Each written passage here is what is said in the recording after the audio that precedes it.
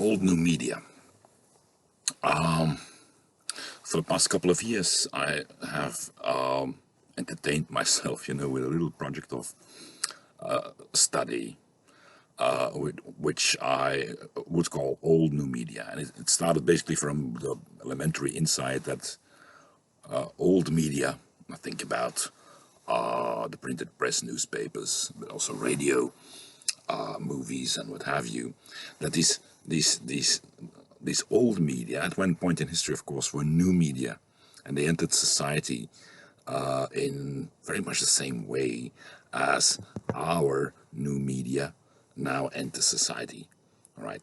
And they very often also created very similar effects that were experienced and also voiced and articulated by people as effects of distortion, the rupture of particular forms of order, and a range of issues, that had to be addressed because they were important, they were big, and they were pervasive. So there is this tradition, very old tradition actually, of intellectuals, researchers, but also politicians, opinion makers, reflecting on a number of issues that have to do with new media. And just to give a very early example, many of you will know the classic book which is called Democracy in America by Alexis de Tocqueville, a French intellectual who went to America just after the American Revolution and looked at that new system that was called democracy, and who made a number of very important observations about media in the context of this new system of democracy. He observed, of course, in the United States a unique phenomenon, or at least a very exceptional one for that era: privately owned, free media. All right, and he was ambivalent with respect to these new media. On the one hand, of course, he saw it as a great thing. In very many ways, for instance, the way in which it enabled the ordinary people, the citizens of this democracy, to be informed, to be involved in the circulation of information that was considered relevant and important, for instance, in the context of decision making, while at the same time he warned against the risks of these media. And these risks, were of a variety of different sorts. One was the risk of manipulation by the ownership. So it's privately owned, and that means that private interests can in a way inflect the public debate. All right. But and secondly, also, these mass media and their effect on society might create hypes, might create moments of mass or at least collective irrationality, and in that sense also lead to wrong forms of decision making. So this is a very, very old example, a very early example, right? But you already see two motives, or at least, the duality of perception, which is on the one hand, yes, these media have great potential and have a number of advantages, but at the same time, they raise issues. Okay, and these motives, this particular structure that I just described with respect to a very early example, have a very long life and a very systematic life. They walk all through the 20th century and are articulated by almost every major scholar or thinker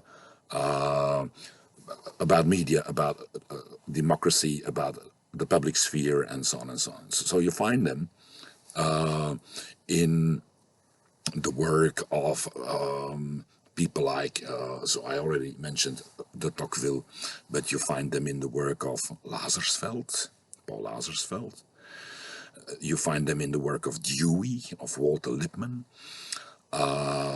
You find them, of course, in the work of the Frankfurt School, Horkheimer, Adorno, McLuhan, Marshall McLuhan, later also, for instance, Neil Postman, Bourdieu, Raymond Williams, and now, for instance, Yevgeny Morozov. So there is a very, very long tradition of voicing concerns whenever new media enter society, and these new media, of course, through the 20th century include the radio, movies, so the culture industry, after that network TV, and then little by little, of course, also the new online resources that we now have. And when I look through that, tradition, we see always two elements that reoccur, and a shared perspective that also reoccurs. We start with the two elements. The first element is a range of concerns about knowledge. There is an acute awareness in the work of all of those I've mentioned, and many more, of course, as well, that these new media, of course, distort the economy of knowledge, right, and raise issues with respect to knowledge. Notably, two types of issues. One is about quantity. Oh my God, suddenly we get an overload of information, right? Way too much information. And here's a tradition, that already starts when the telegraph was introduced. People would complain about the fact that, now we get way too much information. We just can't follow. No one can read this. No one can process this.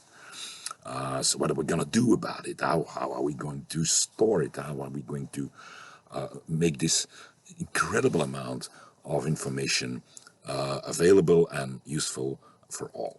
Right. So the quantity of knowledge is always an issue. Second, the quality of knowledge. Like, all right, there's so much information, but in that information we already find manipulation, lies, the hypes, that were already anticipated by Alexis de Tocqueville. Moments of mass hysteria. We find, for instance, also political propaganda. Don't forget that in the 20th century we also had people like, the Nazis with Goebbels, the Soviet, the Chinese Maoist system of mass propaganda, which is a media system, all right, in which the entire media environment is mobilized, to provide one particular range of messages and also perspectives. So these two issues always reoccur. So we have a new medium, maybe radio, for instance, okay, and how are we going to handle this new volume of information as produced by the radio, vastly more than before, and non-stop, radio plays the entire day, and then how are we going to maneuver and store all that information that we get around the clock? But secondly, also the quality. What if a very badly intended operator, would start lying all through the radio, knowing that the radio's on all day, and in so many households. In the classical study by Lazarsfeld, of course, the starting observation is that more people in the United States have radios than there are literate people. So in other words, more illiterate Americans are now incorporated in an economy of knowledge due to the radio. And of course, that needs to be addressed. That is an issue. But imagine that somebody starts lying to this huge number of citizens. What will that give? So that's the first range of issues. It's about knowledge, the quantity and the quality of knowledge. Now, related to that second issue is about democracy.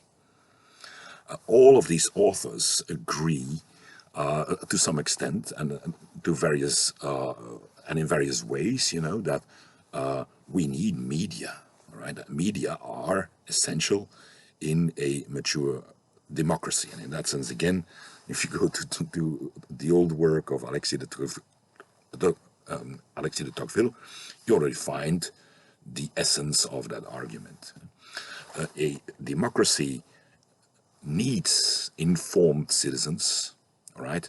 It also needs a sort of big public sphere within which that information can freely circulate and be debated, be evaluated, be made useful by citizens, all right, without interference of those who have power and influence. No, it needs to be done autonomously by individual citizens, who in that way will become informed, democratic participants in the processes of decision making. So there's a second set of issues. We have new technologies, we have new media, and they create an incredible potential. But at the same time, they raise issues about democracy. How are we going to use this to the optimum effect in our democracy? How are we going to use this new technology as an instrument for an improved and optimized sort of democracy? The answer is usually education. People need to be educated about media, through media. Media have an educational role and a duty to educate. And then, of course, here it refers back to the issue of knowledge. Media need to be reliable, they need to be true. They should never lie, they should not manipulate people, and so on and so on and so on. Because then media become a danger to democracy. And again, I mean, if you go to the 20th century with Goebbels, that had been amply proven in the 20th century, that media are an incredible instrument for the destruction of democracy as well. But so these two elements, the concern about knowledge in its different new forms, and the question about how to address and optimize that new medium as a vehicle for knowledge. One great concern. Secondly, the role, the function, the potential of these new media for democracy. You find them in almost any significant literature on new media, all through that tradition. So these are the two huge questions. And it means that when we now, in the 21st century, are worried about fake news and about hoaxes and about social media being, the platforms for conspiracy theories and lies and automated machines trolling and what have you, many of these questions have a long life and were addressed before, were raised before, and were also addressed before. So there's a very, very long tradition of exactly these questions. They're not new, and my viewpoint is maybe, if you go back to some of that old literature, you may not only find highly precise and highly useful formulations of the problem that we now also experience, but also proposals for addressing it that we have not yet thought of, or at least that we appear to have forgotten. This is forgotten science, forgotten ideas, and we are sometimes trying to reinvent the wheel while several very good wheels are available. So try to go back to that old tradition. The two concerns. I also mentioned a shared perspective. A shared perspective brings me back to the need for a new sociology of the world in which we live, the online-offline nexus, right? A new sociological imagination. Because if you go through that literature, from the very old examples that I mentioned all the way to a lot of what is now being written about media and about information and within this new media economy, shares a perspective which on the one hand is normative and idealistic. All right, very often the work that people do in looking at these new media is not based on what it is, but on how it should be. And so people are strongly normative, and very often also idealistic, in the sense that they emphasize not the limitations or the risks. They do mention the risks, but very often, they overestimate, all right, how good these media are, all right. Even in everyday, discourse, we still talk about the free press. Now, this is idealistic if you know that the thing we call free press is owned by private entrepreneurs, and in that sense is as controlled as a state-controlled press. And we see examples of that all the time, right? If you think about Fox News, it's free press. It's not owned by the state, right? But it's not free of manipulation, I think. And so here are things we need to address. There's idealism there, and there's normativity. It's very much about how it should be, rather than how it actually works, how it actually operates. In that sense, in a lot of that literature, people really jump to conclusions and to generalizations that, in my view, still demand a little bit of an empirical fact check before they can be formulated in that sense. And then, secondly, and very importantly, if you go through that literature, you would see that the questions that people raise and the way in which they address these new media as an object of study is anachronistic, right? Meaning they address these new media on the basis of old media, all right? And they approach the new society that's inevitably created by the introduction of these new media on the basis of how the old society worked, right? And a main worry is, oh my God, we're losing a world, all right? And that's not a good thing. We are destroying things. Or the stuff we now have, this new media is not really new, or it's just superficial, will never replace, and we're all familiar with that. But anachronism, meaning that we use an old model in order to address a very, very new thing, is endemic to the way in which the tradition of concerns about new media is organized. It's really a central aspect to it.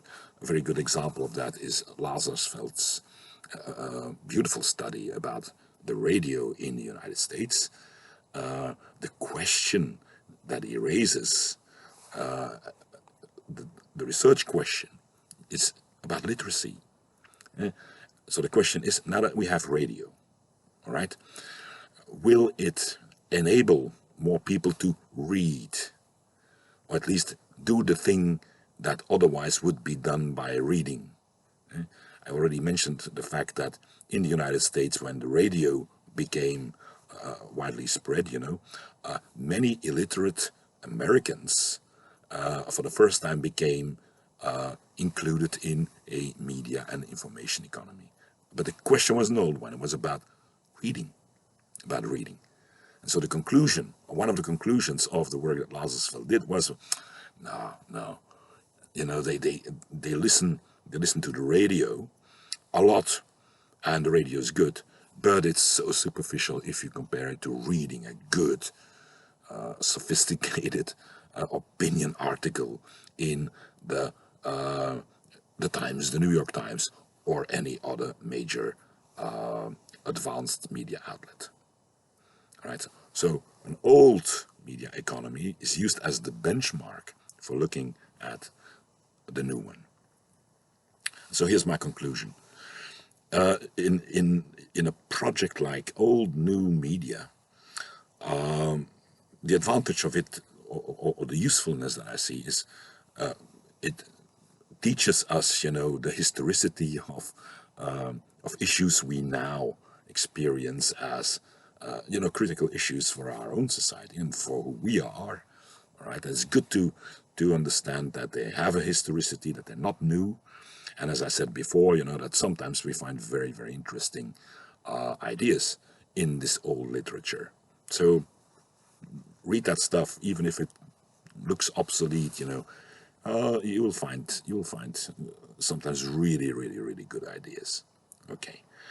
But secondly, also, we need to do so from a viewpoint that avoids exactly these anachronisms, for instance, and these idealizations that I find in so much of that older work. The job is not to see how new media relate to old media. No, it is how the new agglomerate of media, old and new, right, recreates and changes society, changes the world, and changes us. I think that is the real challenge, but also the real invitation in terms of research that this project, has. At least it has it for me.